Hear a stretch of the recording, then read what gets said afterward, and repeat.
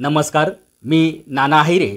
आवाज न्यूज मराठीमध्ये आपलं सर्वांचं मनपूर्वक स्वागत करतो. बघूया आजची महत्त्वाची बातमी. नाशिकच्या नांदगाव तालुक्यात विजांच्या कडकडाटासह मुसळधार पाऊस. पहाटेपासूनच मध्यम ते जोरदार पावसाला सुरुवात झाली असून दरम्यान विजांचा कडकडाटही सुरू आहे. नवरात्रीच्या पहिल्या दिवशी नांदगाव तालुक्यात मुसळधार पाऊस सुरू असल्याने नदीकाठच्या लोकांनी सतर्कता बाळगावी असे आवाहन प्रशासनाने केले आहे.